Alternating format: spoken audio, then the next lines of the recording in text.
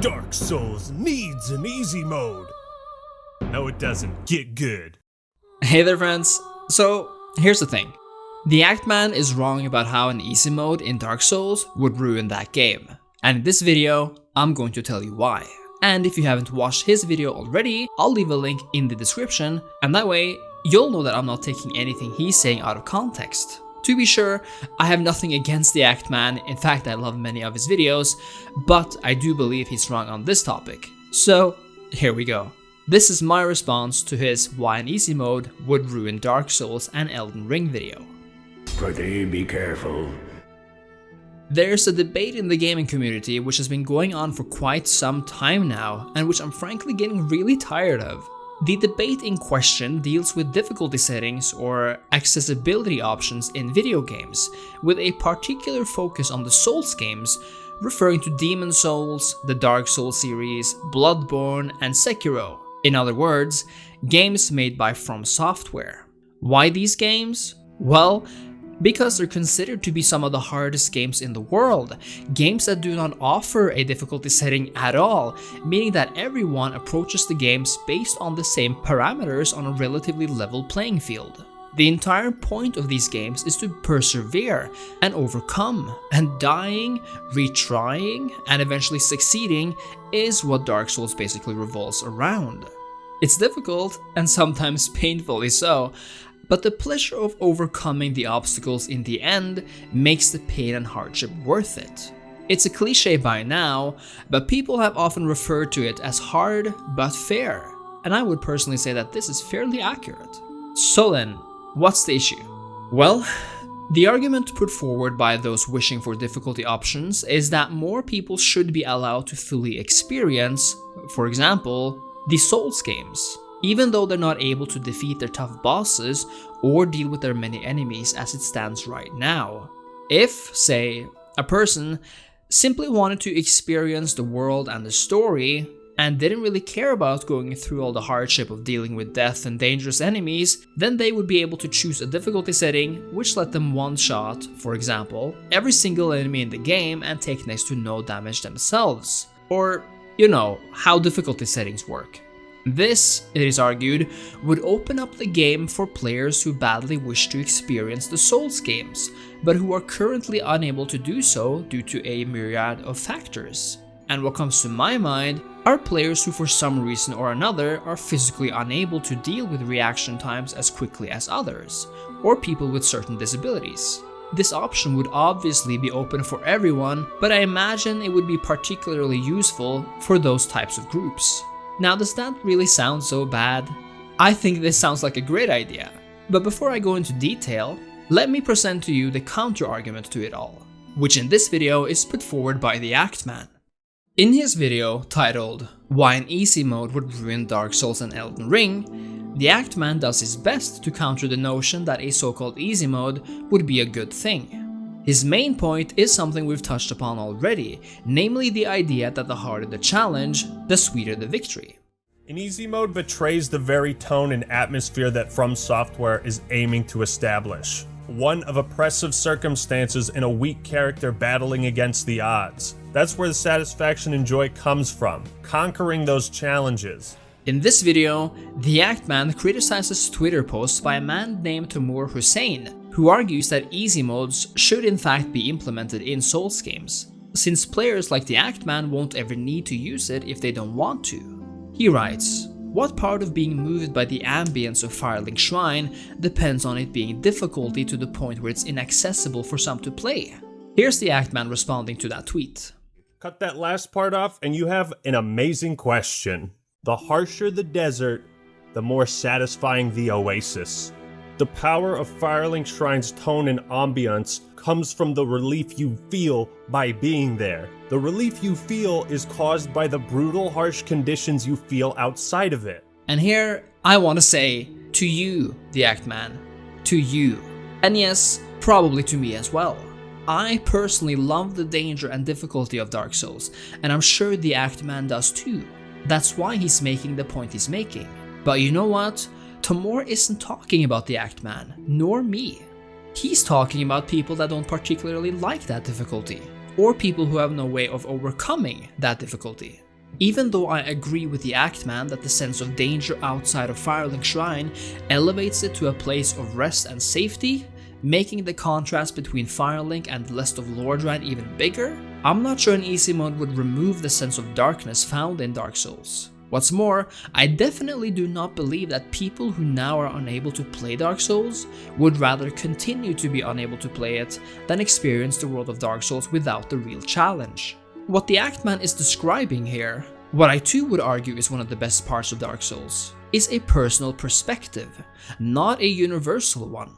Indeed, the biggest counter-argument to this notion that removing the difficulty would ruin the game is that millions of people are watching Dark Souls lore videos on YouTube in order to experience the story to the fullest.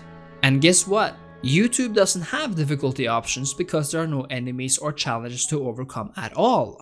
Instead, we're able to simply watch and enjoy the world and story for what they are, often even narrated by other people who are able to ease us into the world and its characters. Why not then let players walk around in Dark Souls, almost like the discovery mode in the latest Assassin's Creed games, and simply experience everything but the harsh difficulty?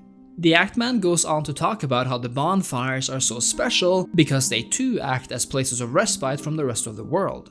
And he's right, of course. But so what?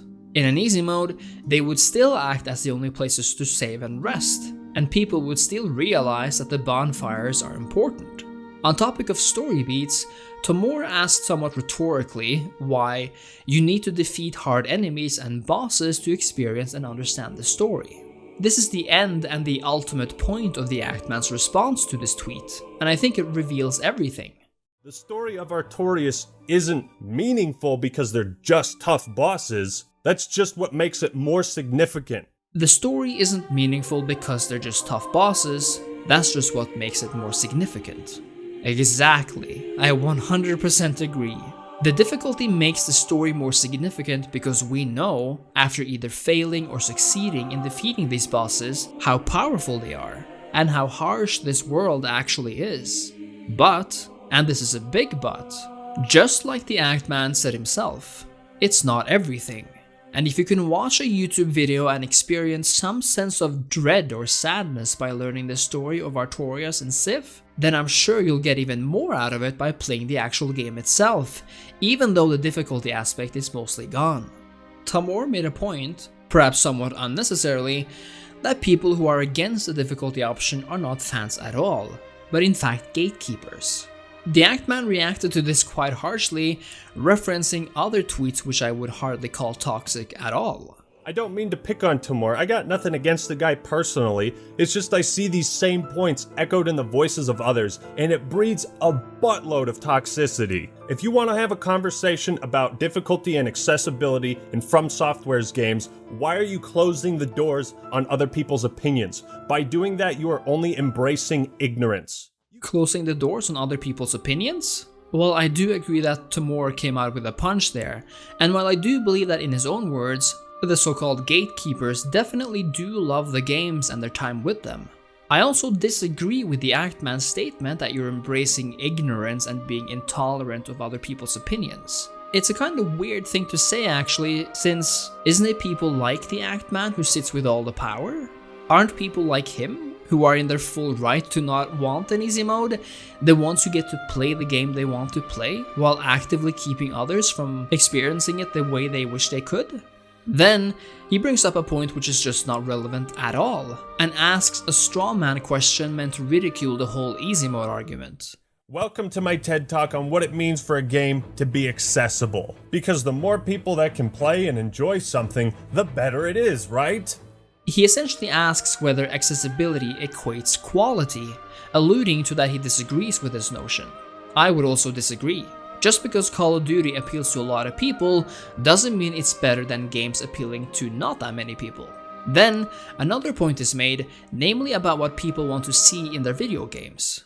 My point is, if you don't like seeing Nazis in a World War II video game, don't buy a World War II video game. Go play something else. If you don't want to see Nazis in your games, then don't play games with Nazis in them. And you know, fine, I agree.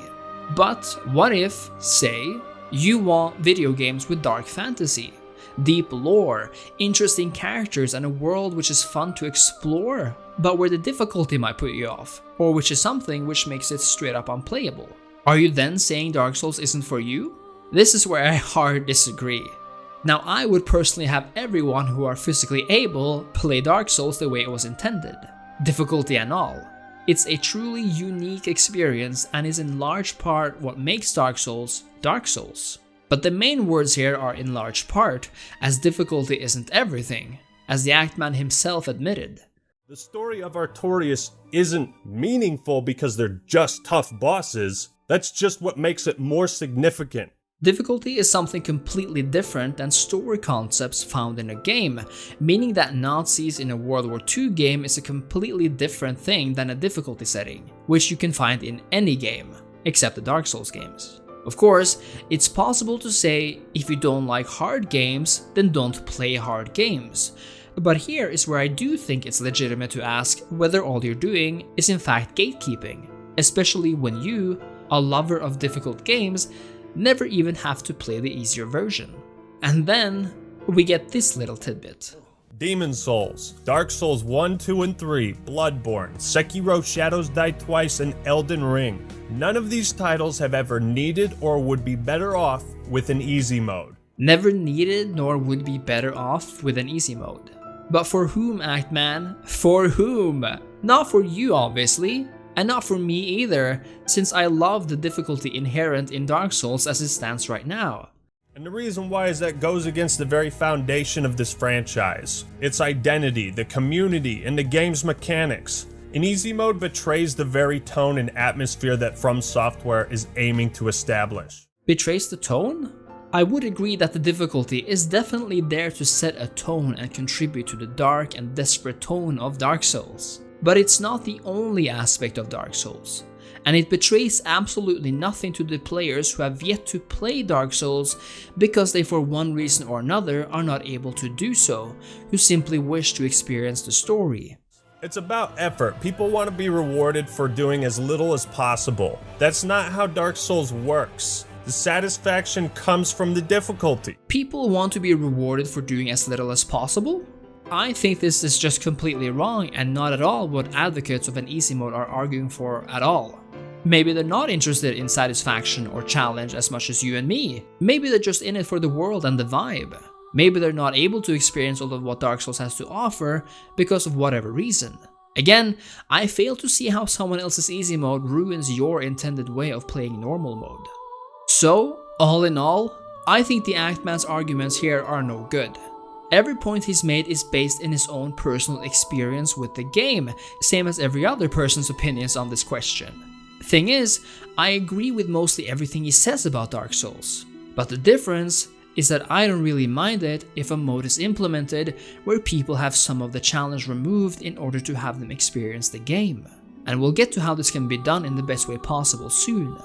Now, some info on myself and my experience with the Souls games. I love the Souls series, probably for the reasons many of you also love the Souls series. It's dark and horrible with an astonishing amount of lore, a beautifully branching world with so much to explore, and a difficulty which makes you feel so great once you manage to overcome your challenges. The way the gameplay mechanics are built into the lore of the world is amazingly done, and even though I do believe Dark Souls 1 and 2 to be the best in the series, yeah, I know you Dark Souls 2 haters, Dark Souls 3, Bloodborne and Sekiro, and yes, Demon Souls as well, which has quickly become my favorite PS5 game and which I've finished 3 times over, are all fantastic. So, like I said, I probably love these games for the exact reasons you do. And yet, I do believe there would be nothing wrong with giving the Souls games a difficulty option. The question then becomes, what kind of difficulty option or easy mode would we see? What would an easy mode look like? Well, let's look at what's done elsewhere. Almost every other game has a difficulty option, ranging from easy to hard, or sometimes more options with extreme or something as nefarious sounding as Death March. Now, these are difficulty options I would not like if they were implemented in Dark Souls. No, let's look elsewhere. Let's look at a series of games that are notoriously difficult, yet situated in a completely different genre than Dark Souls. Let's look at the Dark Souls of strategy games. the games made by Paradox, games like Crusader Kings, Europa Universalis, Stellaris, and Hearts of Iron. These games offer difficulty settings as well, ranging from easy to normal and hard. However, and here's the kicker, if you play on easy mode, you will not be entitled to earning achievements. In fact, you have to specifically opt in to earn achievements, playing on a minimum of normal and on Iron Man mode, which means that you cannot save the game manually, forcing you to wait for the game to save for you at every in-game month. This is meant to force the player to learn to live with their choices and actions, to live with the consequences, and to always look ahead rather than backwards. I think such an option, Iron Man mode that is, even if it just could be renamed to Dark Souls mode or Intended mode, would be perfect for Dark Souls. Now, players like the Actman and myself could play Dark Souls in all its challenging intended glory, earning achievements and playing just like before. And what about the non-Iron Man Dark Souls mode players, you ask? Well, the actual difficulty would obviously be tweaked and lowered, and parameters here and there changed. The Actman struggles with how this could be done, wondering how PvP would be changed and how this would affect the player base and those actually playing. Just get rid of the PvP, and then there's no problem. Really? But I think we need to be more ambitious than that. I think we just need to remove PvP altogether. Danby, Solaire, and the Sun Bros, just treating the easy mode like playing offline, which already solves your issues for you. Already, yes, right now, today, making it completely impossible to play with other people, obviously, since you're not playing online. It's possible to say that the best and intended way of playing Dark Souls is to play it online. Of course it is, but so what? It doesn't mean that people who have played offline haven't experienced Dark Souls. In fact, they've probably had a harder time than you, void of messages or helpers. Or would you have Dark Souls be an online always game, forcing you to be connected to the internet at all times, because if not, you're not getting the full experience? Do you see where I'm going with this? But of course, in exchange for the lower difficulty, non-Dark Souls mode players would not be able to earn achievements, because they wouldn't be facing the game's challenging enemies. I don't think of this as punishment at all, but as a natural part of not really playing the game the way it was intended. I think any easy moder would accept this compromise in a heartbeat, especially since what they want to do is essentially experience the story and the world. And who needs achievements for that? Or rather, who would want achievements for that? I think one would be looking at people in the worst way if the first thing one thinks of players who want an easy mode is that they're looking for easier rewards. I don't think that's correct at all. Perhaps the most egregious and useless point made is that the Actman equates the capability of beating a boss with the reward of finding out what happens next in the story. And some people have gone like the story and art style route, like people should be able to appreciate that even if they can't beat the game. It's like, bro, you gotta spend time to learn what the story's about too. You think that shit's accessible? And if you're not willing to put forth the effort to beat a boss, why should you be rewarded with the bits of story that come along with it? First of all, yes, obviously beating a boss rewards us with finding out what happens next. But you're essentially saying here that you shouldn't be allowed to watch a YouTube lore video without having beat the game yourself. Doesn't make much sense, and this right here is exactly why people might be calling you gatekeepers. Of course you love the game, but it's still so easy to call this type of rhetoric gatekeeping. Plus, the actual reward, like the for real, actual digital reward you get for defeating a boss, is the achievement for having defeated that boss. So, my dude, we already fixed it. Plain Dark Souls mode, you get an achievement and the possibility to progress in the story. Play in easy mode, and all you get is the story, no achievements. Keep your pride and accomplishment and even something to show for it, but give others the opportunity to experience the story and world that you have as well. And isn't that what Dark Souls really is all about? Coming together for greater good, sometimes with people less capable than you are, sometimes with those stronger than yourself. As long as we all can enjoy the games for what they are, some people having an easy mode, while my own preferred Dark Souls Iron Man mode remains the same and unchanged, I really don't see the problem. An easy mode would change nothing for me, nor the millions of Dark Souls lovers out there who live for the challenge. And that is why the Actman is wrong about easy modes in Dark Souls. One more demon down. Thank you so much for watching, friends. I love the Souls series so much, and I'm currently replaying the first Dark Souls actually while waiting for Elden Ring, which just can't come soon enough. Let me know what you think of this question in the comments, or whether you agree or disagree with either me or the Actman. If you enjoy what I do, I'd highly appreciate it if you left a like, a comment, subscribe to the channel, and consider signing up for the channel's Patreon. Thanks again, and I'll see you next time. Cheers!